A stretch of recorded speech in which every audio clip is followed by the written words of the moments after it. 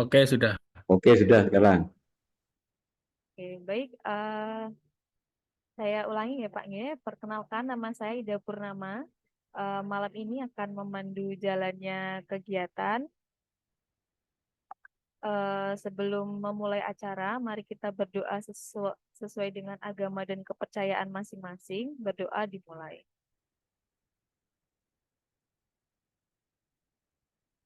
Berdoa selesai. Baik, pada malam hari ini kita akan membuka dengan menyanyikan lagu Indonesia Raya dan juga himne Gajah Mada, lalu disambung dengan sharing dari Bapak Ima. Lanjut nanti akan ditutup dengan sesi diskusi. Baik, untuk langsung saja di agenda pertama, mari kita buka dengan menyanyikan lagu Indonesia Raya dan juga himne Gajah Mada. Rekan-rekan diharapkan untuk menempatkan di sikap sempurna dan mendengarkan dengan hikmat.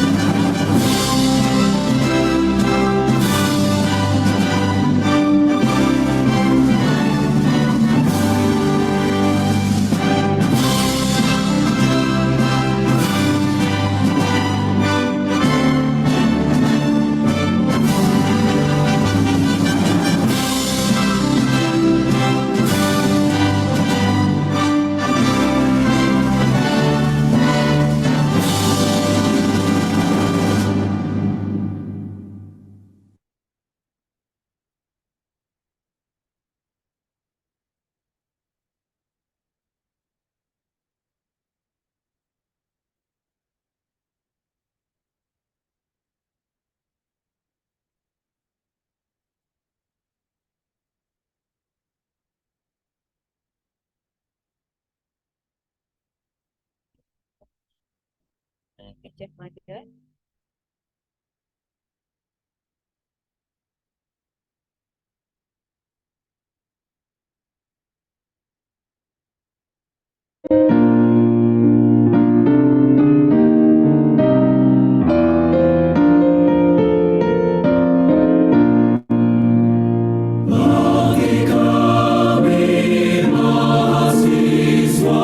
Gajah Mada semua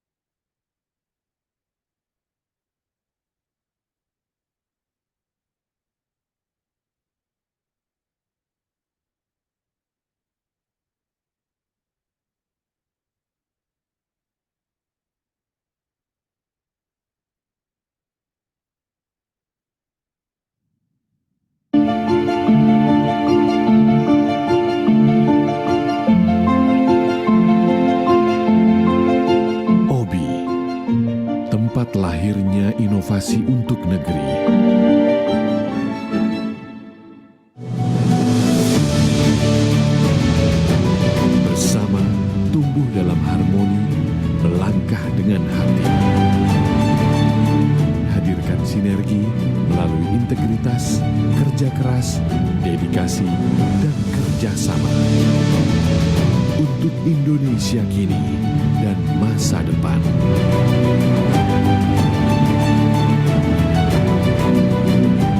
Kami tumbuh menjadi inovator, bergerak, menjaga visi, membawa misi.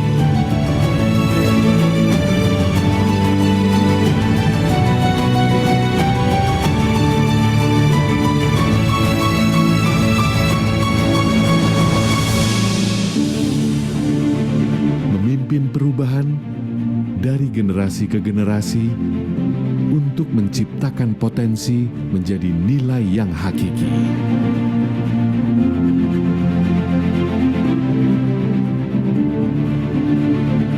Kami bergerak bersama menjadi cahaya. Cahaya pembawa perubahan untuk mewujudkan cita-cita dan masa depan bangsa penuh makna. Penuh ketulusan, kami bertanggung jawab pada perubahan. Karena OBI adalah rumah kami, jiwa kami. Tempat kami menjaganya dengan sepenuh hati. Dengan kedamaian untuk saling berbagi dan memberi arti bagi masa depan OBI. Tujuan kami menghadirkan setiap langkah pasti melalui inovasi, integritas, dan kebanggaan bagi negeri. Kami mendorong perubahan, menciptakan peluang dengan fokus pada nilai-nilai kesungguhan serta tekad dan kerja keras. Bersama-sama menghadirkan kebaikan menjadi kebanggaan Indonesia untuk dunia. Inilah wujud nyata kesungguhan kami untuk masa depan yang jauh lebih berarti bagi generasi kini dan yang akan menanti dengan semangat sepenuh hati. Kami persembahkan dari tanah OBI untuk Ibu Pertiwi.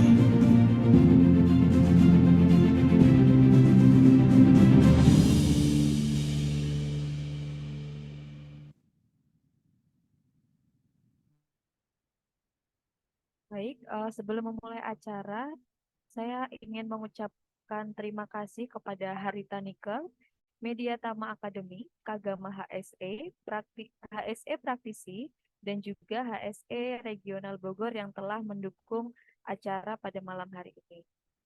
Baik, langsung saja kepada Bapak Asosiat Profesor Dr. Insinyur Ketut Ima Ismara, Magister Pendidikan, Magister Kesehatan, Insinyur Profesional Utama ASEAN Engineer. Kepada Bapak Ima Ismara, mari saya persilahkan waktu dan tempat. Izin share.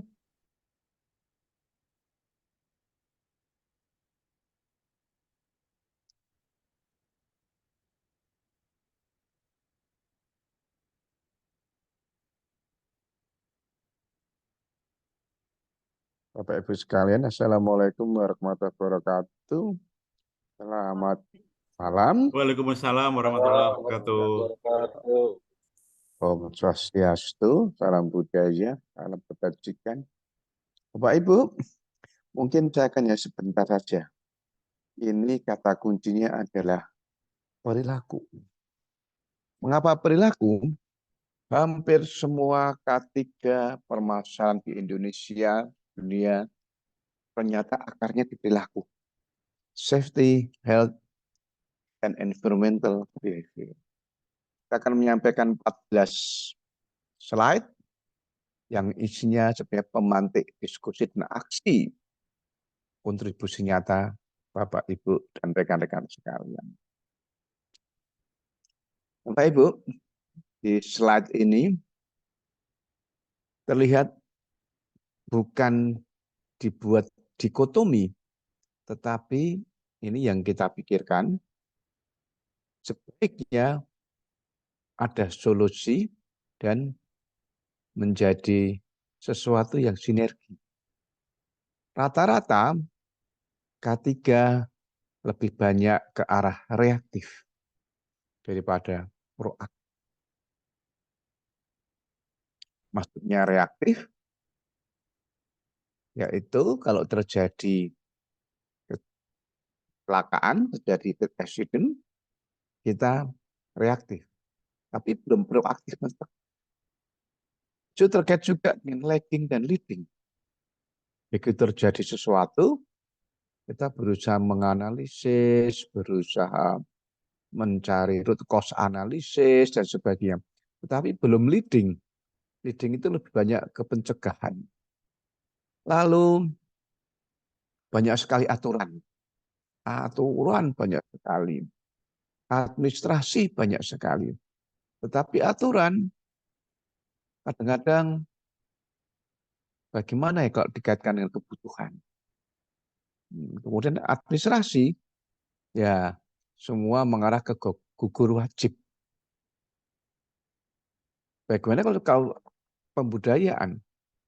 Ada lagi compliance, yaitu kepatuhan, dan participation. Kalau kepatuhan, menuntut patuh, biasanya menggunakan teori EQ, teori ya dan hukuman. Kalau participation, ya dengan sukarela, ya melaksanakan semua ketentuan-ketentuan K3 itu menjadi budaya. Di situ antara KAK, PAK, lagging, dan pencegahan, leading, atau reaktif, proaktif. Banyak K3 diarahkan kepada personal. Sebenarnya tim, tidak mungkin K3 itu personal, pasti tim. Banyak yang masih berbicara tentang taks dan teks. Taks itu core, intinya K3. Teks itu tertulisnya administrasi, peraturan-peraturan, tetapi belum kontekstual. Hal-hal yang mendukung. Hal-hal yang bisa mendukung, memperkuat, berpartisipasi. Lalu kalau terkait dengan melaksanakan K3, lebih banyak manajemen. Kita bahas banyak sekali manajemen K3. Manajemen K3, peraturan K3, administrasi K3, kepatuhan K3, ini belum menyentuh ke psikologi. Masih terlihat external motivation, yaitu motivasi, kamu celaka loh, kamu nanti tak hukum, kamu nanti tak beri hadiah. Belum intrinsic internal motivation belum. Kalau intrinsic, tentu saja participation, tentu saja kontekstual, tentu saja mencegah, tentu saja sesuai kebutuhan diri, dan proaktif. Kemudian sudah menjadi budaya. Itulah aspek psikologi. Satu lagi yang perlu kita bahas, kita belum menyentuh K3 dari sisi AI, IoT, dan automation. Semua automation, semua robotik, ujungnya adalah K3. Nih, kebutuhan. Kebutuhan siapa yang butuh sebenarnya K3? Siapa butuh? Person atau organisasi atau pemerintah? Sebenarnya butuh person. Karena setiap K3 harus ada safety. Ingat, di sini safety itu bukan yang kedua, tapi yang pertama malah. Nih, safety itu di sini, kemudian kebutuhan makan, minum, air, physiological expression, itu lebih rendah safety. Maka yang pertama itu safety dulu. Kita menanamkan teori Maslow bahwa safety itu hak asasi. Itu yang lebih penting. Apa? Ya, orang kaya, orang bisa menikmati rezeki kalau dia kecelakaan atau tidak. Kemudian ini, semuanya ujungnya di perilaku. Perilakunya kita anggap sebagai safety performance. ada taks, ada kontekstual, ada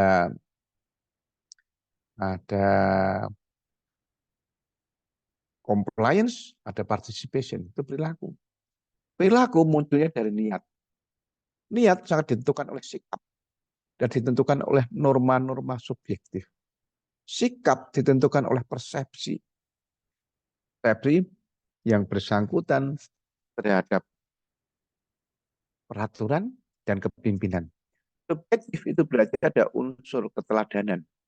Ada unsur contoh-contoh baik. Kemudian proses behavior itu berarti ini sudah kita lakukan. Banyak pelatihan, banyak pengetahuan, banyak promosi, tetapi belum masuk ke intention. Karena dari pengetahuan pelatihan itu langsung ke perilaku. Jadi pelatihan, pengetahuan, kamu harus compliant, kamu harus patuh, kamu harus melaksanakan ini, itu langsung ke perilaku. Tapi tidak masuk ke bawah sadar, tidak masuk ke mana ya, tidak masuk ke jiwa, tidak menjiwai, karena intention itu niat. Nah, tidak masuk. Nih, performansi K3. Kecenderungannya reaktif. Terjadi kejadian, jumlah kejadian, unsafe action. Nanti tindakannya kuratif, rehabilitatif, itu lagging. Kejadian di sini nih kejadian. Sesudahnya ada KAK, ada PAK. Seharusnya bagaimana? Kalau sebelum bagaimana? Proaktif, positif, proaktif. Perilaku, safe act, proaktif, preventif, lead. Nah, ini yang belum.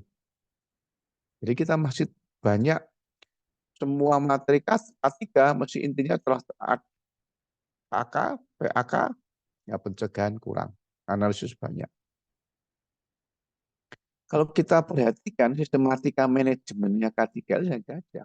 Input, unsafe behavior, unsafe condition, unsafe mesin, unsafe environmental. Ada hazard, ada man, money, material, mesin, method, memori, place, dan environmental. Itu sebagai input. Ada lagi di sini untuk pengambilan keputusan SSS, Decision Support System, legal aspect, undang-undang ISO, ada literatur review. Lah ini dia. Jarang sekali literatur review, ada report, experience, knowledge, dan know-how. Setiap kejadian jarang sekali dibuka untuk umum atau untuk akademik agar jangan berulang. Kita lihat kejadian kapal yang menabrak di jembatan di Inggris. Ternyata laporannya lengkap. Kita lihat sekarang baru kecelakaan apa? Smelter meledak. Laporannya tidak bisa kita kejar. Dirahasiakan. Ini tidak bisa belajar, maka meledak lagi. Kemudian setelah berbasis sistem, di sini ada unsur turbulensi, ada disturbance, AIIO tempo. Di sini masuk ke safety process. Nah, ini di safety process memang kita tekuni, banyak sekali safety process. Dan rata-rata kita di safety process. Pasat anak dari analisis sampai ke pencegahan, solusi. Ada planning, organizing, accounting, controlling. Ada planning PDCA. Plan to check action. Di sini monitoring, banyak sekali monitoring. Tapi monitoring kita bisa memberikan feedback dan memberikan ke decision support system. Mulai siapa yang melakukan monitoring? Contohlah bis yang gelundung di Subang. Yang disalahkan sopir. Padahal itu adalah unsafe condition. Bukan unsafe behavior. Lebih banyak unsafe condition. Kondisi bisnya yang tidak beres. Lalu outputnya sehat, selamat, aman, nyaman. Outcome tidak kita berikan. behavior based safety. Habit ini baru perilaku, habit kebiasaan. Limit lingkungan organisasi, lingkungan tempat kerja, culture belum. Kalau impact jelas dolarnya naik, continuous improvement. Ini adalah sistem, teori sistem. Apapun juga di dunia ini pasti bisa dianalisis dengan teori sistem, terutama safety. Nah, kita bisa menikmati safety proses itu banyak sekali. Mulanya banyak sekali. Kemudian ini lebih ke manusia, kepribadian. Jadi kalau di teori gunung es itu, teori besi gunung es itu ini performansinya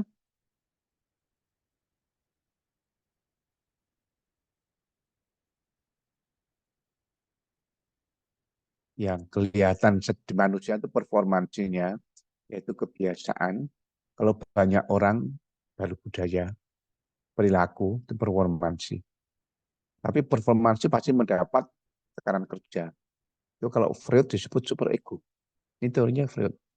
Ada organization climate, ada pemimpin, ada norma grup. Yang dulu ada SMK 3, ada hazard, dan risiko. Itu di luar, itu semua maksudnya super ego.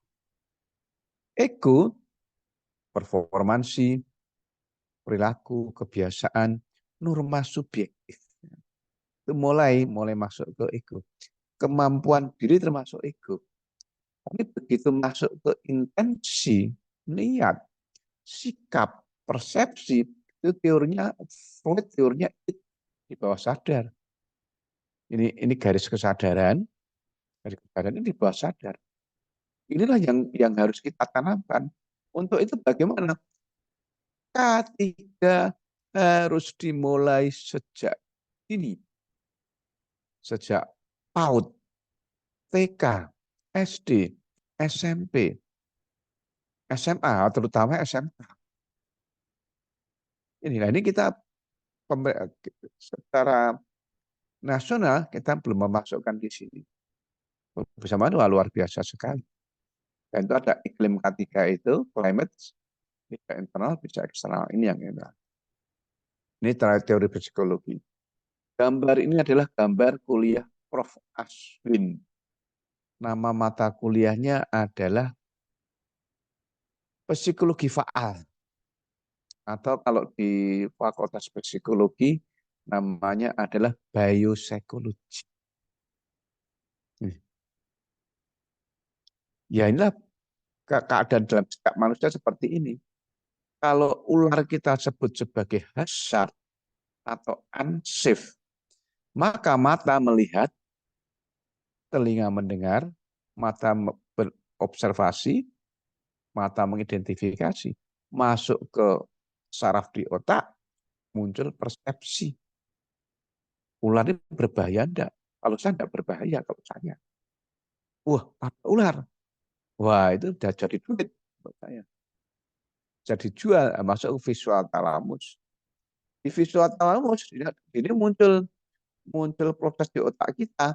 Otak learn, belajar, explore, mencari data, terus analisis bahayanya apa, resiliensi diri, termasuk daya tahan, termasuk usaha bertahan, efikasi diri, mengeksplor pengetahuan, nanti memori, knowledge, database ada di visual cortex. Tentang SOP, norma, rule of conduct, legal aspect ada di visual cortex. Dari sini dikirimkan ke muncul juga risk opportunity. Oh ternyata opportunity begini ya. Masukkan ke amigdala, lalu terbitlah perintah fight or flight. Lawan atau lari. Nah, di sini muncul detak jantung naik, blood measure. Nah, ini muncul resiliensi. Wah, saya harus bertahan ini.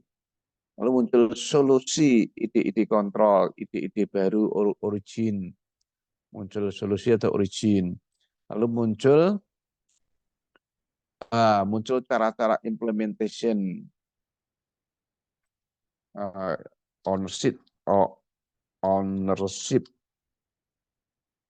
atau origin ide baru, atau muncul juga di situ bagaimana cara mengimplementasi, kemudian do it, do it, do it, do it. Nah, baru muncul ini sekarang, do it, do it. Jadi kalau kita belajar K3, kita jadi pimpinan K3, harus memahami ini dulu. Memahami ini secara pribadi, memahami ini juga pribadi, memahami ini sebagai sistemik. Memahami ini sebagai eksternal, kejadian fakta, memahami ini sebagai sistem model, memahami ini sebagai pribadi, kebutuhan, memahami ini sebagai fakta, sebagai eksternal fakta. Itu tantangannya. Ini kemudian yang terjadi. Kita mempunyai teori JIS. Ini mulai penerapan, mulai implementasi. Kalau ini hazard. Begitu ada hazard, teknologinya, Pokayoke, robotik, automation, Pokayoke itu bahasa Inggrisnya apa ya? Interlocking, bagus. Maka yang terjadi C, hazard begitu masuk Pokayoke lepas, tidak ada bahaya lagi, tidak ada risiko lagi. Contohnya apa? Ya Pokayoke itu sepeda motor tidak bisa di starter jika rem belum ditekan dan standar belum dinaikkan, N dengan teori N. Jadi kalau teori digital namanya teori N. Ternyata teknologi kurang bagus. Ya kita tahan dengan manajemen sistem, dengan peraturan-peraturan, dengan administrasi, dengan compliant. Oh ternyata bisa. Oh ternyata dia pakai helm, terus ternyata ngikuti SOP ya lepas lagi. Ternyata gagal lagi, masuk itu gagal, dia lolos. Nah, people yang kita bina. Jadi yang kita bina itu betul-betul intention, awareness, behavior, kita bina ini yang utama. Ini betul-betul internal. Kalau ini berhasil, saya tidak mau ini bahaya untuk saya. Walaupun diperintah, ini bahaya, dia lepas, tidak kecelakaan. Jadi kalau ketiganya lolos semua, masuk kecelakaan. Dilanggar semua, ada kecelakaan. Informasi kejadian bis ini kita ambil kasus misalnya bis di Subang, atau misalnya meledaknya smelter, mana laporannya yang terbuka, yang kita bisa analisis. Mana laporan KNKT yang kita bisa akses. Nah inilah solusinya muncul, pencegahan muncul. Di sini ada shift behavior, ada shift management system dan tim, PIO, ada shift workplace condition dan shift environmental, shift tempat kerja, shift orang per orang, shift management, perilaku, tempat kerja, organisasi, ranahnya. Jadi kalau kita berpikir ini ranah apa ya? Ranah organisasi. Ini ranah apa ya? Ranah manajemen. Ini ranahnya apa ya? Ranah lingkungan kerja. Ini ranahnya apa ya? Ranah perilaku. Ini teknologi, manajemen, people boleh. Dari disertasi saya itu muncul teori ini. Ternyata orang yang menguasai K3 itu harus menguasai yang disebut analisis. Jadi kompetensi utamanya, keterampilannya adalah analisis. Risk analysis terhadap AKK, risk analysis terhadap opportunity, menemukan opportunity. Lalu dia pasti akan memunculkan solusi pencegahan. Dan ini harus di cross check dengan standar legal aspek. Sebenarnya dengan teori, bukan standar tapi dengan teori. Kalau kita akademisi dengan teori, kalau praktisi dengan standar. Makin muncul solusi pencegahan. Lalu kemudian apa yang dianalisis? Unsafe environmental.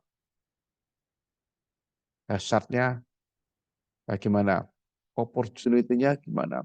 Unsafe behavior. Dasarnya bagaimana? Risk-nya bagaimana? Opportunity-nya bagaimana? Unsafe condition. Dasarnya bagaimana? Risk-nya bagaimana? Opportunity-nya bagaimana? Apalagi ada dimasuk. Itu saya singkat kalau dipikir kalau disingkat adalah hazard analisis. Risk analisis, unsafe analisis. Jadi terus kaitkan dengan akhirnya solusi dan standar. Mudah menghafalkannya harus.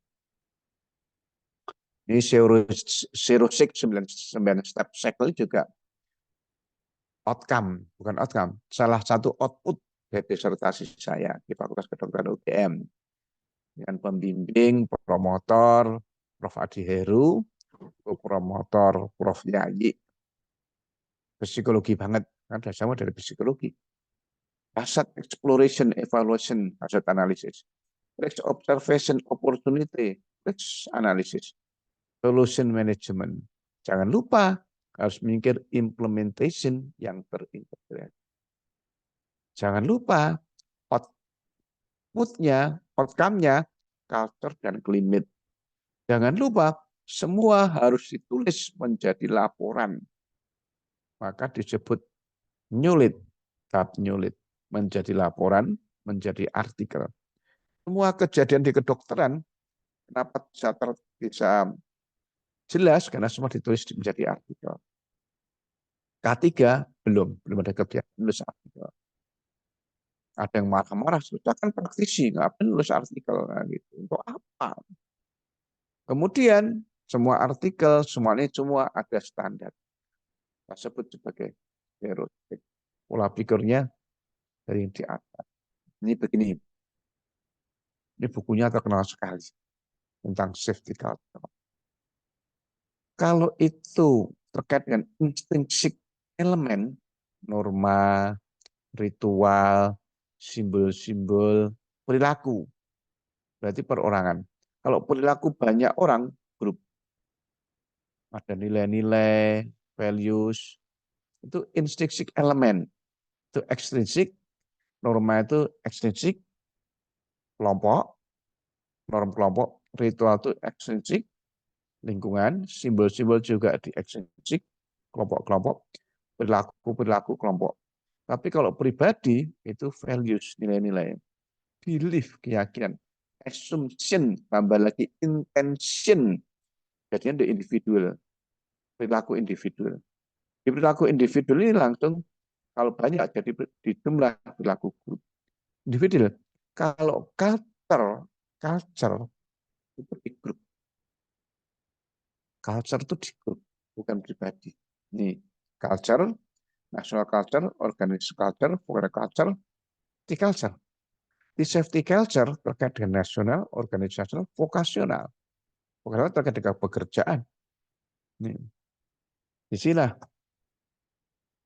grup itu berarti culture. Kalau individual itu masih ya. Oke.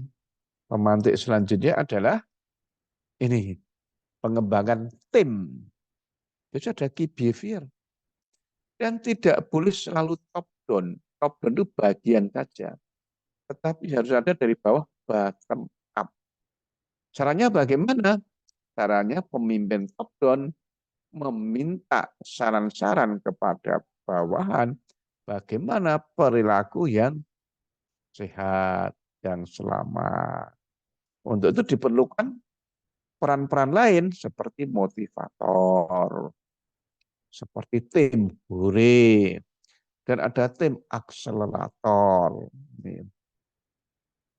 Nanti kemunculnya adalah key behavior. Key behavior ini adalah model FGD dalam menyusun Sebenarnya SOP kita punya, tapi ingat SOP kalau secara pendekatan psikologi K3 bukan top down. Karena yang dikejar apa? Participation, tidak hanya compliant. Nih, HSC profesional, what's next? Yang pertama, selalu memiliki rasa ingin tahu. Untuk itu, selalu belajar terus-menerus. Kemudian, selalu update diri sendiri. Kuliah S1, kuliah S2, kuliah S3. Saya sangat salut dengan vokasi UGM. Membuka prodi S2, praktisi K3, prodi S3, praktisi program S3, praktika 3 untuk update yourself. Kemudian selalu mencari tesis improvement. Berarti kan continuous improvement. Terakhir, harus selalu menulis apapun, nulis dan di-share kepada orang lain. Nanti akan bermanfaat bagi orang lain, nanti akan bermanfaat bagi siapapun juga dan merupakan langkah pencegahan. Nah, Bapak Ibu, kalau di grup psikologi K3, di sana banyak sekali share berbagai pengetahuan. Ada Google Drive-nya, diunggah dengan tis. Saya pun berniat membuat buku tidak dijual, tapi niat buku saya dibuka gratis, akses bisa mengambil pangsa perjuangan saya di dunia pendidikan. Ya, ini. Oke, terima kasih. Tetap semangat. Mari kita lanjut dengan diskusi. Assalamualaikum warahmatullahi wabarakatuh. Waalaikumsalam warahmatullahi wabarakatuh. Baik, terima kasih Profesor Ketut Ima Asmara, pemantik yang sangat luar biasa untuk diskusi setelah ini. Baik, mungkin saya sedikit menyampaikan apa yang saya tangkap nih Pak nih. Berarti pemantiknya adalah bahwa ketika kita belajar K3, berarti kita harus memahami sistem. Nah, ketika kita ingin memahami tentang perilaku atau lebih besar lagi culture, kita harus mendapatkan masukan atau informasi secara bottom up untuk menghasilkan sebuah SOP dari K3 yang pastinya rekan-rekan Kagama HSE dan juga praktisi HSE menggunakan itu sebagai patokan dalam berkegiatan.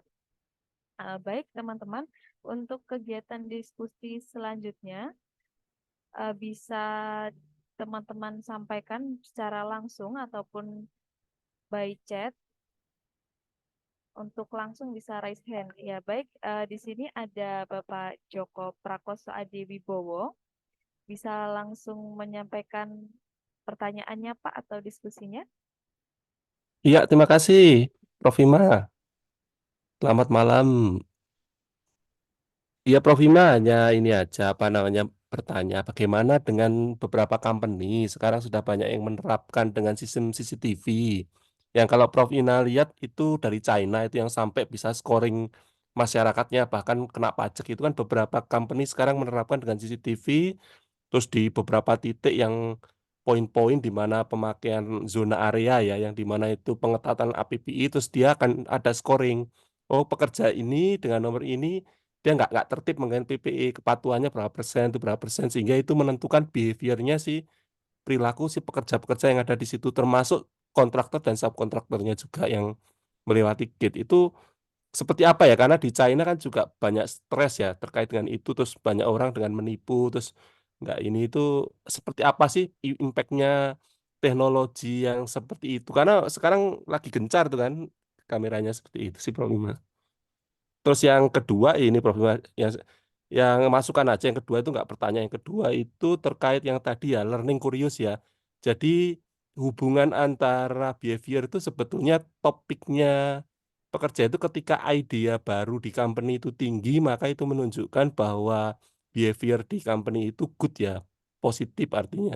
Jadi ketika tidak ada idea, dia nggak ada. Tapi yang terjadi beberapa company, HSE atau manajer top levelnya itu menerapkan dengan sistem komando sehingga idea itu nggak muncul. Itu juga harus dihindari ya, sehingga style gaya kepemimpinannya petinggi itu juga harus fleksibel sehingga itu. Kalau ini sih masukan aja ini. Tadi saya setuju sekali bahwa poin leading indikatornya adalah how many ideas in your company. Ketika itu nggak muncul, maka continuous improvement atau opportunity yang harusnya risk dijadikan opportunity itu tidak muncul seperti itu. Itu aja Prof. Ina. Minta tolong yang tadi, yang kamera tadi itu impact-nya ke stres, ke ini seperti apa. Karena itu kan bagus, tapi kok ada impact negatifnya seperti itu ya. Mana plus minusnya. Silakan Mbak, makasih banyak. Baik, bisa langsung ditanggapi saja, Bapak. Ya, terima kasih, tetap semangat. Betul lah Pak. Yang pertama, sekarang tidak menggunakan CCTV doang, tetapi CCTV sebagai sensor. CCTV dikaitkan dengan sensor exit permit. Saya nanti saya carikan PPT-ku sebentar ya. Nanti tak munculkan. Di sensor exit permit ini, misalnya ada CCTV. Kemudian melihat ada anggota pegawai tidak menggunakan helm, maka tidak bisa terbuka pintunya, tidak bisa permit. RFID-nya keblokir.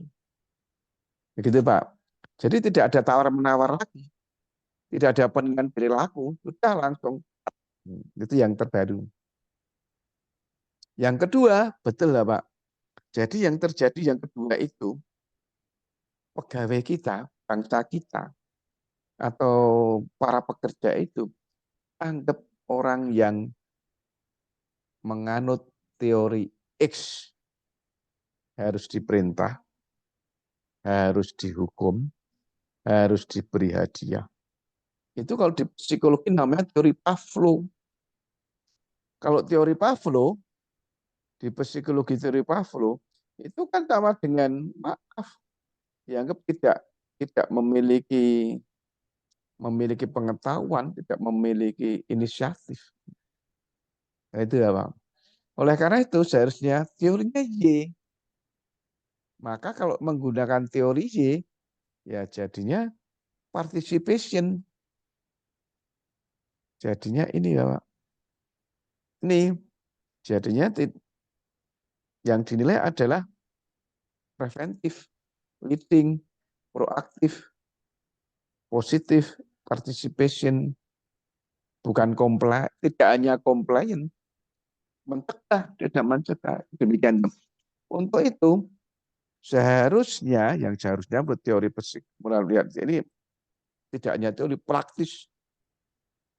Pura-puranya pemimpin itu minta saran ke bawahan. Kalau begini menurutmu bahaya enggak ya? Oh bahaya. Risikonya apa ya? Risikonya ini. Lalu cara pencegahannya bagaimana ya? Lah itu. Nanti itu akan menjadi self belonging. Jadi SOP-nya menjadi self belonging. Milik anak buah. Milik pegawai. Saya sudah melihat hal ini terapkan di Jepang. Tidak usah jauh-jauh lah. Bapak bisa berkunjung ke Cikarang, MM 2100. Nanti ketemu manajemennya. Namanya Pak Bulis. Bulis di Jotun ya. Jotun. Konsultan Jotun. Sudah menerapkan. Kalau yang teknologi, wah sekarang harus wajib. Bahkan kartu nama kita harus pakai RFID. RFID dan pakai kamera. Tak carikan dulu. Terima kasih, tetap semangat.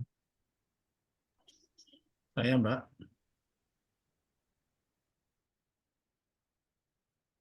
Baik, kepada Bapak Joko Prakoso Adiwibowo. Mungkin ada yang didiskusikan kembali, Pak? Bisa Mbak, saya Mbak. Ya silakan lanjut Mbak.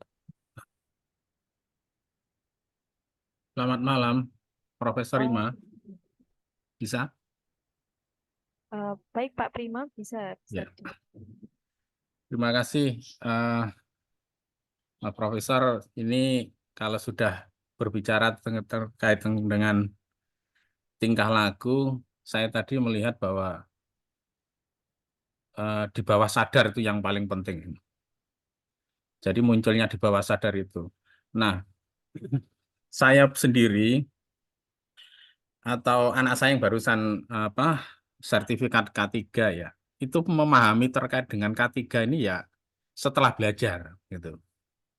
Jadi ketika saya praktek bekerja di PT di Merauke di sawit, itu memang ya itulah Profesor. Kalau memang kesadaran ini yang susah kita. Kalau kita dari awal terus ini sudah masuk terus mereka diberitahu terkait dengan ketiga yaitu tadi susah sekali. Apalagi manajemen. Nah, manajemen inilah yang jarang diperhatikan oleh Disnaker sendiri. Jadi seperti simbolis saja, K3 itu dipikir simbolis. Padahal kalau kita sebagai HSE-nya itu ketir-ketir gitu. Khawatir gitu loh. Tapi manajemennya ini rata-rata, hampir semuanya itu. Jadi mungkin kalau perusahaan seperti Harita atau yang lain, saya yakin pasti itu safety-nya kuat. Tapi kalau yang perusahaan-perusahaan kecil itu, itulah. Tapi yang penting gini, Profesor. Jadi intinya kalau saya berharap ini dari HSE ini ya, HSE dari UGM khususnya, itu membuat materi pelajaran untuk SMA atau SMK. Di situ aja sudah, karena mereka kalau nggak kuliah dia pasti kerja. Di tempat kerja baru dia berhadapan dengan K3. Ini kalau sudah seperti ini berat, Mas. Jadi kalau saran saya ya itulah mungkin HSE dari Kagama ini bisa membuat materi untuk SMA atau SMK nanti baru itu ditawarkan ke dinas pendidikan gitu loh. Biar kita yang sebagai HSE di lapangan ini satu nggak berat, terus dari dia sendiri anak-anak ini yang mulai kerja ini sudah kesadarannya sudah muncul sebelum dipahami terkait dengan ketika tidak bekerja. Mungkin begitu, Profesor. Terima kasih. Mohon maaf. Setuju sekali. Terima kasih, tetap semangat. Harus. Memang saya semenjak umur 5 tahun sudah latihan judo. Di judo diajari ukemi. Ukemi itu adalah cara jatuh. Cara jatuh yang aman, yang sehat, yang selamat. Dalam berbagai kejadian, saya juga suka turun tebing, suka turun heli, dan ya dia bisa turun atau terjun payung, dia bisa turun jatuh. Dan jadi reaktif reaktif terhadap bahaya. Itulah yang saya sebut sebagai intrinsik memiliki keterampilan K3 di bawah sadar. Jadi langsung bahaya. Saya harus bagaimana? Tadi digambar ular tadi. Teorinya, psikologinya. Terima kasih Bapak. Mari kita silakan searching atas nama saya. Sudah banyak buku-buku saya tentang K3 untuk SMK yang saya gratiskan. Ya, Memang makasih. berjuang saya, Pak Prima, perjuangan saya di ranah SMK. Pak Rian Ya, angkat tangan. gini, Terima Mas, kasih Pak Prima. Wah, Profesor, maksud saya itu kalau memang sudah ada bukunya ya, kami sebagai praktisi yang mungkin sudah diterima oleh perusahaan ya karena faktor usia ya, kita bisa bantu mereka dengan menawarkan kepada SMK. Itu pasti kalau kita punya materinya, tapi kalau tidak punya materinya kita cuma ngomong doang. Makasih Profesor Ima. Kami share Untuk itunya. kurikulum sekarang Pak Prima, kurikulum Merdeka, Bapak bisa masuk ke semua politeknik. Bapak bisa masuk ke semua SMK. Kalau SMK, saya ikut mengerti kan di SMK itu banyak hibah. Kira-kira ada 1.800 SMK mendapatkan hibah yang harus ada K3-nya, itu mulai hibah 500 juta sampai 5M. Oke, siap. Makasih informasinya Profesor. Nanti searching saja, Bapak misalnya masuk SMK pertambangan, semua SMK pertambangan. Terima kasih, tetap semangat. Pak Rian mungkin Kak Ida itu angkat tangan. Ya, monggo. Pak Arya. Selamat malam, Prof. Terima kasih Mbak Ida. Salam kenal, Pak. Salam kenal, Prof. Izin, Prof. Saya mau tanya dua hal, Prof. Yang pertama, terkait dengan tadi, Pak. Prof, terkait dengan 9 step cycle. Itu kan ada di 9 step cycle, kan ada standarisasi ya, Prof. Sebenarnya kebetulan saya juga di ini juga, Prof. Terkait dengan ada pekerjaan di environment juga.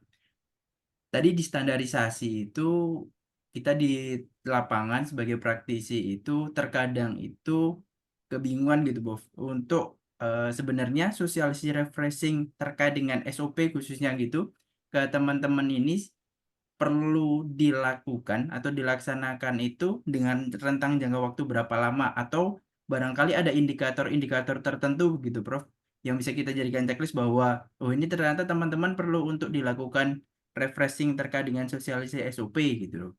Barangkali yang pertama itu, Prof. Terus yang kedua ini, Prof, dalam sistem manajemen pendidikan K3L yang tadi disampaikan oleh Prof Irma, itu kan dalam pelaksanaan PDCA itu ada outcome, yaitu berupa habit ya, Prof. Kebetulan saya generasi Gen Z, Prof, dan generasi rebahan gitu ya, Prof. Jadinya untuk penerapan habit baik buat saya sendiri maupun dalam terkait dengan manajemen K3L ini, kita itu terkadang kesulitan untuk konsistensi gitu, Prof, dalam habit yang baik gitu. Nah, barangkali dari Prof ada nasihat begitu atau saran yang baik terkait dengan menjaga konsistensi ini, Prof. Apalagi dalam pelaksanaan PDCA ini, outcome terkait habit ini, apalagi behavior begitu, Prof, itu sangat penting gitu menurut kami. Mungkin Iya, begitu aja, Prof. Terima kasih, Prof. terima kasih. Yang pertama tadi standardization. Standardization sebaiknya secara rutin diulang-ulang. Dan cara mengulang standardization syaratnya yang pertama adalah jika ada pegawai baru. Satu. Kedua, jika ada perubahan SOP. Kenapa SOP berubah? Karena ada alat baru, mesin baru. Alat baru, mesin baru, maka SOP baru. Kemudian jika ada perubahan sistem manajemen baru atau permintaan pasar yang baru. Jadi sebenarnya merubah standardization itu continuous improvement menerus. Dan siapa yang merubah? Bukan tim R&D, bukan tim HSE, bukan tim HRD, tetapi semuanya ikut merubah. Kenapa semua? Agar menjadi self-belonging. Semua merasa memiliki, dan memiliki nanti semua akan menunjukkan kesadaran masing-masing. Rata-rata seperti cerita yang tadi sebelumnya tadi, top down. Pimpinan merasa pintar, anak buah pegawai dianggap bodoh, dan harus melaksanakan. Memang dengan cara bottom up begini perlu waktu, tetapi participation akan meningkat. Kemudian internal motivation akan meningkat. Yang begini. Yang pertama itu ya. Yang kedua, ini untuk generasi ini continuous improvement, outcome, habit, limit. Bagaimana menjaga? Ini saja. Apakah rekan-rekan, kita cara menjelaskan begini, apakah untuk belajar K3, misalnya belajar memakai helm, menunggu ada orang kejatuhan kerikil di kepalanya, tapi kerikilnya dari tingkat 7. Apakah nunggu kejadian? Apakah untuk pakai safety belt menunggu kecelakaan dulu? Nah, itulah. Memang betul, ternyata pembelajaran kita untuk mencegah itu menunjukkan risikonya dulu. Sebenarnya kurang baik. Ya itu caranya, menjadi risikonya. Jadi risk analisis akhirnya tim mereka betul-betul menguasai risk analisis. Nah, kawan-kawan, kalau ada unsafe condition seperti ini, risk AKK-nya apa ya? Kita tanyakan. Terus opportunity, kira peluangnya opportunity dari itu apa ya? Lalu tentunya bagaimana? Kalau dia bisa menjawab, menurutmu bisa membuat standar enggak? Standarnya harus bagaimana ya? Terus standarnya apa? Standarisasinya bagaimana? Nah, demikian. Ya, kita lagi mendapat permasalahan tentang generasi rebah. Mohon maaf. Generasi rebahan karena kejebak dengan IoT, kejebak dengan kemudahan IoT, maka dia menjadi. Dan ya bekerjanya, kalau dia hanya bekerja di IoT, dikira tidak ada bahaya. Laptop, komputer, HP, itu juga bahaya. Getaran efek dari sinyal komunikasi itu bahaya, lebih bahaya daripada efek dari jaringan tegangan tinggi. Karena jaringan tegangan tinggi cuma 60 Hz, itu ribuan Hz, bahaya juga. Belum bahaya psikososial, buka HP, oh psikososialnya banyak sekali. Rekan-rekan, ya Pak Joko Prakoso udah ngalami tadi itu. Kita berjuang bersama-sama saja. Terima kasih, tetap semangat. Baik, Prof. Terima kasih, Prof. Sehat selalu, Prof. Oh iya, ini tadi, bentar, aku coba. Ini yang tadi. Ini vision. Kalau menggunakan ini, berarti yang biru saja yang boleh bisa masuk. Not safe, safe, unsafe, unsafe, unsafe. Stafa sudah, ini bahaya, bahaya. Merah, bahaya, kuning. Ini yang biru bisa masuk. Yang ini juga, oh ternyata langsung terlihat. Jadi sekarang dengan menggunakan AI, kita langsung mengetahui menggunakan AI dengan sensor visio langsung memutuskan exit permit. Seperti halnya waktu ini sensor ini seharusnya juga bisa dihubungkan dengan exit permit. Begitu ini merah, ya kalau dia masuknya menggunakan RFID untuk buka pintu, RFID tidak bisa dibuka. Kalau ini sama dengan, tapi untuk melihat alatnya hampir mirip untuk mengetahui kerusakan di panel-panel electrical safety dengan temperatur. Jadi rekan-rekan, teknologi sekarang akan banyak sekali berpengaruh, disebut bench. Terima kasih, tetap semangat. Ayo diskusi lagi. Silahkan. Baik, Prof. Mohon maaf, Prof. Ini di kolom chat ada yang bertanya dari Bapak Santo WS. Izin bertanya, Prof, bagaimana kiat-kiat untuk mengurangi atau menghilangkan gap dari dua budaya atau bahasa negara yang berbeda, tapi ada di dalam satu proyek? Matur suwun, Prof, dan salam buat Prof Adi Heru dari anak didik beliau. Begitu. Alhamdulillah, ternyata kita sama-sama anak didik Prof. Adi Heru ya, Pak Santo. Aduh, kalau gap ini betul-betul. Sekarang lebih enak sih. Saya pernah masuk dalam tim K3 World Skill Competition di Moskow, di Kazan. Kami rapat, kami meeting, semuanya pakai headphone. Saya mendengarkan yang diomongkan adalah bahasa Indonesia. Saya ngomong pakai bahasa Indonesia, mereka mendengarkan pakai bahasa masing-masing. Karena World Skill Competition itu ada berbagai bangsa. Pakai headphone terus. Kalau ngomong pakai HP, saya nulis pakai bahasa Indonesia, ngirim ke dia WA pakai bahasa Indonesia, dia bacanya udah bahasa Rusia. Itu memang hambatan bahasa tubuh bahasa. Oleh karena itu ya kalau saya di perusahaan-perusahaan asing itu ya harus SMK 3, harus menggunakan bahasa Indonesia kalau pegawainya banyak orang Indonesia. Standarnya harus standar Indonesia, SMK 3. Kadang-kadang sedih juga sih ya. Terima kasih, tetap semangat. Communication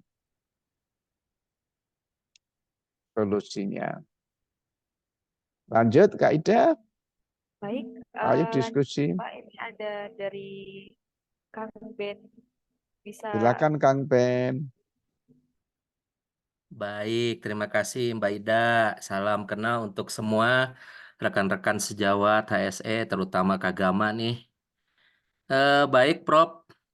Sebagaimana yang tadi dipaparkan ya, ada tantangan besar bagi bangsa ini terkait dengan membudayakan K3 ya. Jadi pembudayaan K3 dimulai dengan behavior atau perilaku individu ya. Nah, perilaku individu itu kan mulainya itu dari rumah. Dari masa kecil sampai nanti besar ya. Dan ini bukan perjuangan yang mudah, Prof, bagi kita semua, tetapi tidak mustahil gitu. Banyak bangsa yang bisa berhasil gara-gara menerapkan kedisiplinan dari kecil, contohnya Jepang misalkan.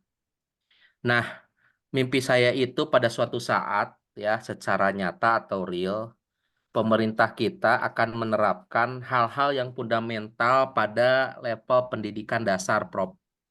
Seperti kedisiplinan dan K3 ini, di samping hal-hal lain, budi pekerti ya, kemudian lingkungan hidup. Jadi saya sangat punya mimpi bahwa suatu saat gitu nanti ada teman-teman di sini ya, dari Kagama atau dari manapun, menjadi pejabat di Kemendikbud, di Kemenaker ya, dimanapun berada ya, berjuang untuk mewujudkan safety behavior dan budaya K3 ya di Indonesia suatu saat nanti. Dimulai dari usia dini, Prof.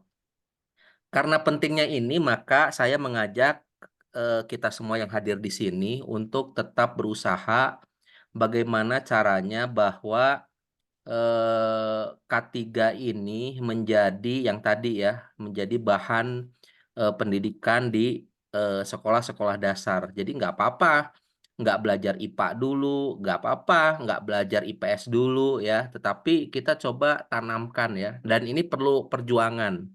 Perjuangan ini mungkin saya usulkan teman-teman dari Kagama, wabil khususnya gitu, membuat kajian bahwa kalaulah nanti di SD gitu ya, level pendidikan sekolah dasar, dibikinkan 1 atau 2 kurikulum terkait dengan K3 ya, ini bagaimana. Tapi saya meyakini ya bahwa pendidikan dasar akan sangat bermanfaat dan berimpact ya. Jadi impactful bagi kelangsungan budaya K3 di masa depannya.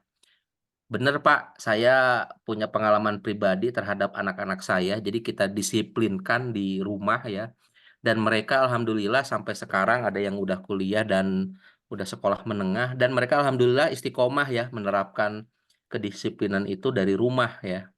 Alhamdulillah nih. Jadi dan itu saya percayai betul bahwa kalau ini bisa kita wujudkan dari sekolah dasar, maka safety behavior dan lain-lain itu akan tertanam ya dalam diri setiap insan warga negara Indonesia. Jadi nggak apa-apa satu generasi misalkan 5 tahun ke depan kapan gitu kita bisa mewujudkan itu. Jadi jangan sampai hari ini kita berdebatnya hanya di tataran teknikal segala macam, tetapi kita nggak juga berjuang untuk menanamkan K3-nya, pendidik K3 itu safety behavior-nya mulai dari PAUD. Jadi mari kita gaungkan bapak-bapak dan ibu-ibu, rekan-rekan semua bahwa K3 itu penting kita tanamkan sejak dari sekolah dasar. Tadi Pak Profesor Kim sudah bilang itu dari PAUD ya. Ya, saya dukung Pak. Jadi suatu saat mudah-mudahan mimpi kita akan menjadi kenyataan. Itu yang pertama. Yang kedua, ini usul saja karena setiap hari kita tidak akan pernah lepas dari gawai, handphone, laptop, apapun itu.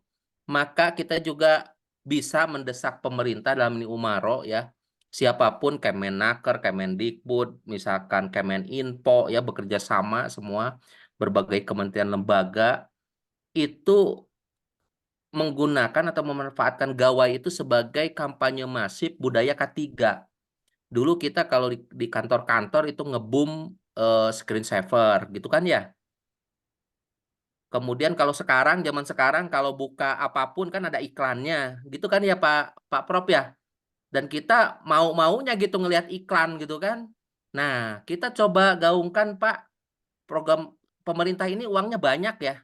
Jadi kalau kalau dibikinkan seperti itu mungkin ya. Mana tahu Pak, dalam 3 tahun di bom terus dengan apa? Dengan dogma-dogma K3 ya, dengan slogan-slogan K3, masa iya sih dari 200 jutaan rakyat Indonesia nggak ada 20 juta gitu terpengaruh kan begitu ya.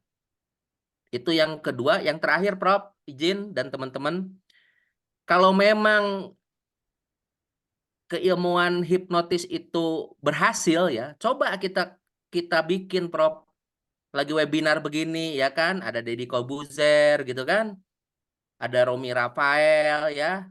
Misalkan nanti Mas Haruno, Nur Sasongko bisa menghipnotis kita-kita, ya cobalah hipnotis kita-kita untuk misalkan ya, misalkan dalam 10 hari gitu, kita berseptiria gitu. Dan nanti kita akan lihat impact-nya. Karena saya pikir 50 juta orang aja 10 hari beneran disiplin menerapkan safety behavior. Pasti ada yang berubah bangsa ini ya. Demikian Prof, Mbak Ida dan teman-teman Kagama. Terima kasih, tetap semangat. Terima kasih, tetap semangat Kang Ben. Kang Ben itu tokoh psikologi K3. Dan dia betul praktisi memulai dari keluarga. Kalau anak kita umur 3 tahun, kita ajari pakai safety belt, maka dia pasti mengingatkan, Pak, safety belt, Pak. Itu penting. Karena waktu kita berangkat bekerja, Pak, jangan lupa nanti pulang dengan selamat. Kita makan bersama. Nah, itu dia. Terima kasih, tetap semangat. Lanjut, Kak Ida. Pak, ini berarti tadi ternyata ketika itu tidak hanya tentang pekerjaan ya Pak ya, bisa sampai ke personal gitu ya. Harus personal. Siapa yang butuh pribadi? Anak-anak kita juga butuh. Ya, ini tadi Mau banyak sekali masukan yang kedepannya mungkin bisa direalisasikan oleh Kagama HSE ini. Mas Haruno, mungkin nanti bisa didiskusikan di belakang ya Mas. Nggih. Baik, Betul, kan terapan judulnya kan, K3 terapan. Jadi ya cobalah memikirkan supaya ini handphone ini tidak hanya slot,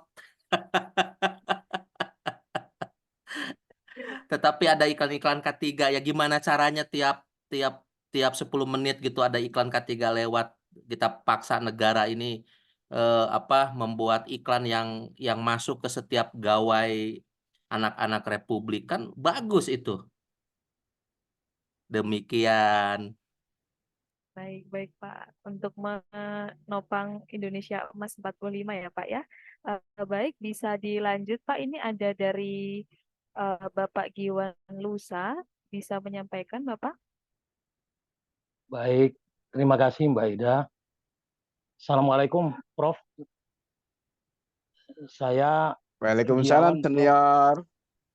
Iya, saya dari Makassar Pak ini. Mudah-mudahan Prof masih sempat mengingat nama saya gitu. Nah, Alhamdulillah. saya ingat Pak Giawan. Iya. Prof, pertama menyambung yang disampaikan oleh tadi terkait dengan K3 usia dini. Saya percaya Prof masih ingat bahwa kami pernah bersama-sama tim di Makassar presentase di kegiatan AILO di Jakarta itu. Bahwa kami sudah memulai di sini konsep tentang K3 usia dini, tapi ternyata setelah berjalan sekian tahun memang hambatannya seperti yang disebutkan oleh sebagian besar teman-teman tadi, negara perlu didorong ini Prof untuk bisa bersama-sama memasifkan ini, karena terasa sekali kami di sini bahwa konsep menanamkan nilai-nilai K3 kepada anak kita memang masih butuh perjuangan berat gitu. Ya, meskipun sebenarnya kami juga didukung oleh dunia usaha di sini cukup baik dukungannya. Memang dari aspek negara ini masih butuh dorongan kita bersama gitu. Itu yang pertama, Prof. Yang kedua, Prof, saya sambil menyimak tadi, terima kasih banyak sekali masukan yang kita dapatkan. Lalu timbul pertanyaan dalam pemikiran saya, ini soal K3 ini sebenarnya value-nya dimulai sejak kapan ya? Apakah memang harus ditanamkan dulu nilai itu baru orang memiliki value K3? Ataukah memang apakah tidak mungkin bahwa setiap orang sudah punya value tentang K3? Upaya untuk selamat, upaya untuk sehat, itu sudah ada dalam diri setiap orang. Nah, maksud saya adalah, metode yang baik ini yang mana, Prof? Apakah kita dengan cara menanamkan, atau kita kemudian mencoba mengaktifkan kembali, atau lebih mengoptimalkan value K3 yang ada pada setiap individu? Karena jangan-jangan kemudian selama ini juga kalau kita bicara tentang K3 di tempat kerja, jangan-jangan karena kita terlalu berpegang pada aspek penerapan standar yang kemudian sangat bergantung pada tata tertib, pengawasan, dan sebagainya. Nah, saya setuju tadi yang disampaikan Prof tadi bahwa pola tidak top down itu menjadi baik sekali, karena itu kemudian saya berpikir kalau memang value K3 itu ada pada setiap diri setiap orang, mungkin ini yang perlu kita gali lebih mendalam lagi. Bahkan kalau menurut pemikiran saya, Prof, jangan-jangan value K3 ini sejarahnya sejalan dengan sejarah umat manusia gitu. Bahwa keinginan selamat dan sehat itu sebenarnya muncul dengan sendirinya. Gitu. Tetapi ini yang perlu dioptimalkan. Ini kaitannya dengan bagaimana mengoptimalisasikan safety behavior tidak hanya di tempat kerja, tapi dalam segala aspek. Saya kira itu dua hal, Prof. Terima kasih pencerahannya malam ini. Assalamualaikum warahmatullahi wabarakatuh. Waalaikumsalam. Terima kasih Pak Giawan. Betul sekali. Sebenarnya insting untuk selamat sudah ada sejak bayi. Begitu bayi masih dalam kandungan dan dia mulai proses keluar, pasti ada insting untuk selamat. Untuk itu, itulah kita rubah sebenarnya Bapak. Setuju dengan Bapak. Tidak lagi kita menekankan kamu harus ikuti aturan. Dibalik. Supaya kamu selamat gimana ya? Supaya kamu bisa pulang menemui anakmu yang lucu, bisa menemui istrimu, bisa ke rumah. Bagaimana ya? Kita balik.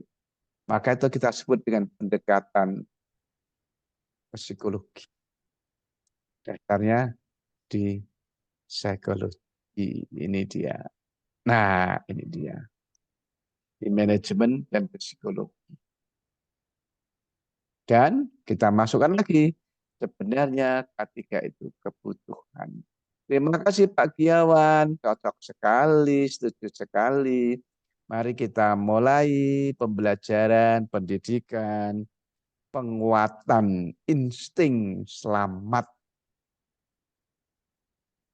Bukan pemaksaan aturan. Tetap semangat. Terima kasih. Baik, terima kasih Pak Giawan dan juga Prof. Di sini ada yang bertanya, Prof, di chat, Bapak Anto Mariadi. Nah, selamat malam, Prof. Izin bertanya, untuk menanamkan karyawan lulusan FG SMA dalam safety mindset masuk ke alam bawah sadar bagaimana ya?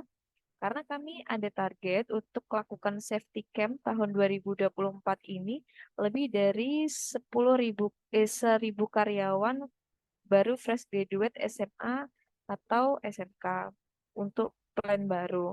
Materi apa saja ya Prof untuk memasukkan aspek psikologi K3 karena dari segi security dengan samapta dan academy training dengan building dan company culture.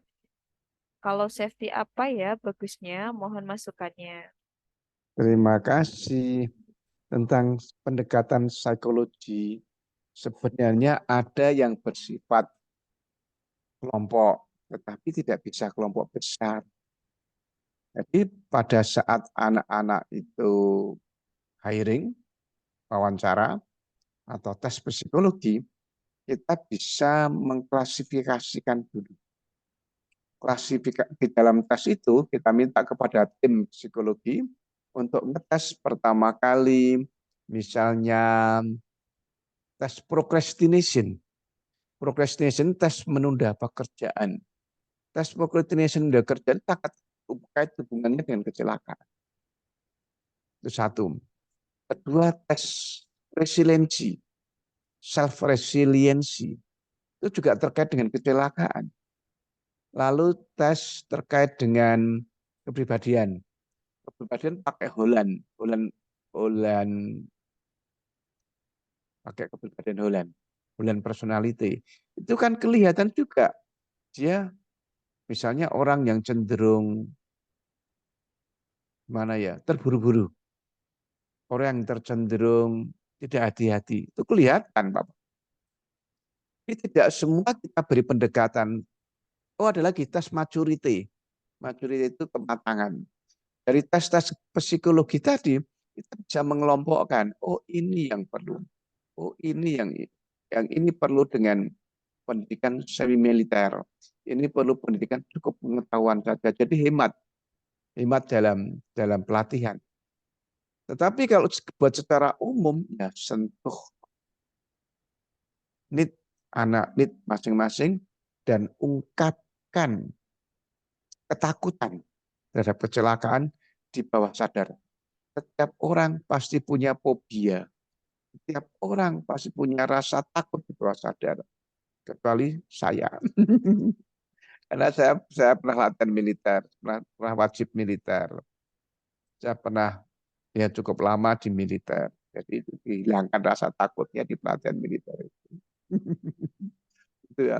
Jadi kita ungkapkan, kita dorong. Secara psikologis kita sentuh hatinya. Tidak bisa panasia, tidak bisa generik, harus customize, harus personal melalui tes psikologi awalnya.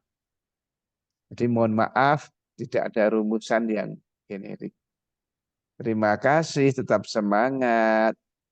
Maka saya mengusulkan kepada rekan Pak Nur Rohman Pak Nur Rohman, mata kuliah psikologi K3 lebih penting dari psikologi industri. Siap. Lanjut Kak Ida.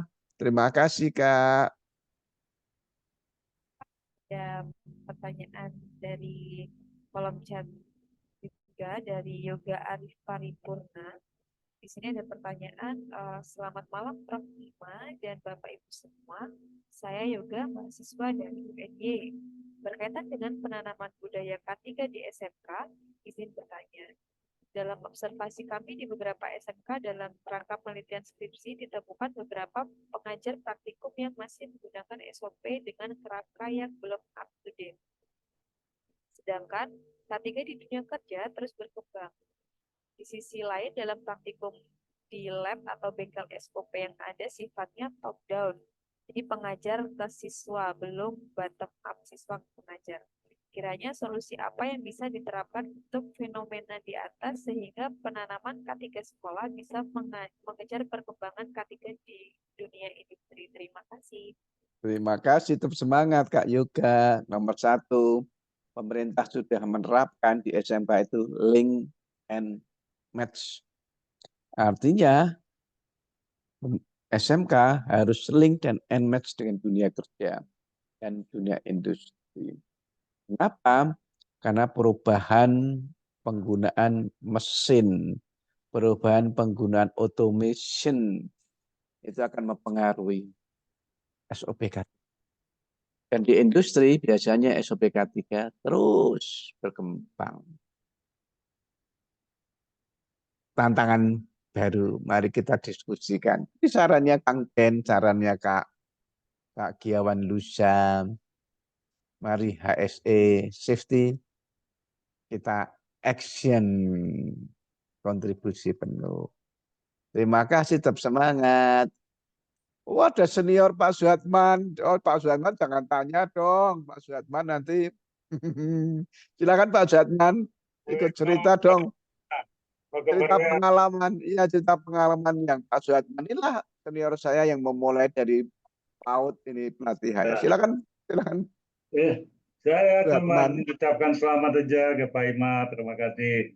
Tadi buka ini, tadi saya masih lihat-lihat TV kejadian pesawat terbang jatuh lagi kejadian. Jadi terlambat juga masuk ke sini tadi. Saya lihat Pak Ima masih luar biasa gitu. Jadi mungkin saya Assalamualaikum kawan-kawan semua, teman-teman, anak-anak semua, teman-teman yang saya hormati.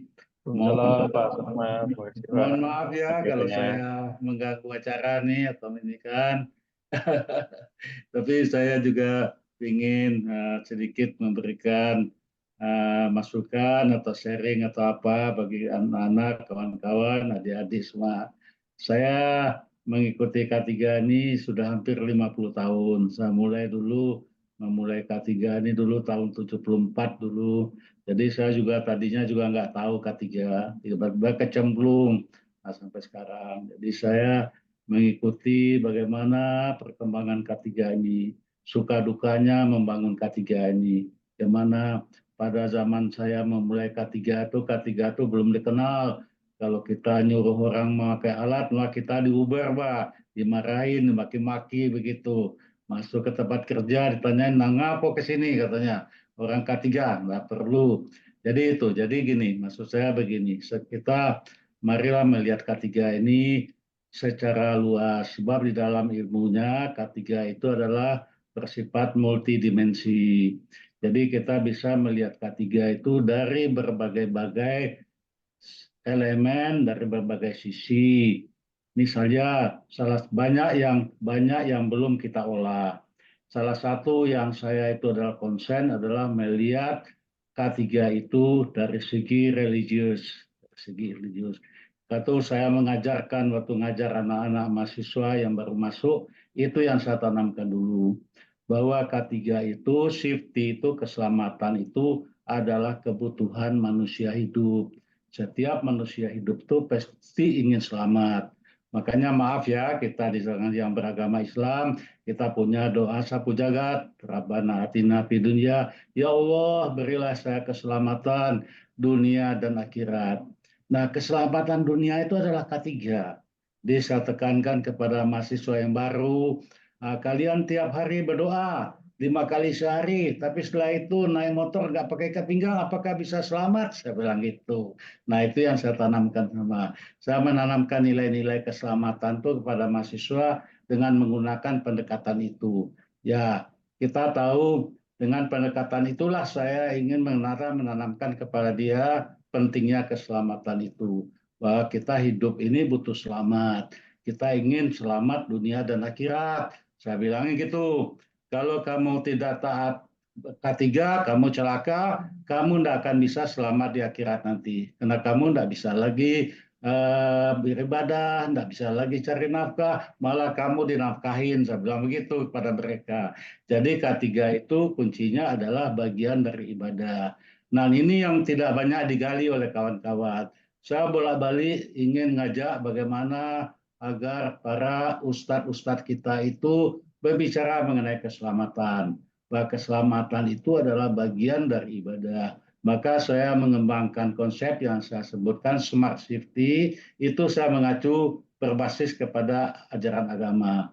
Maka di dalam membangun keselamatan itu, kita meniru apa yang telah disampaikan oleh Allah dalam ajaran-ajarannya. Jadi semua agama mengajarkan gitu.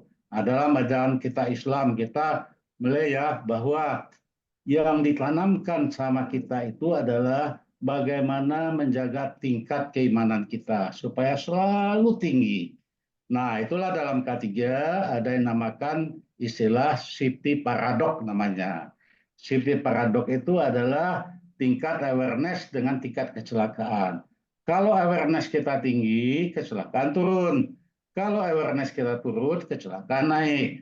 Nah, jadi tugas kita di dalam menjaga K3 itu adalah dengan menjaga tingkat awareness kita. Nah, kalau dalam Allah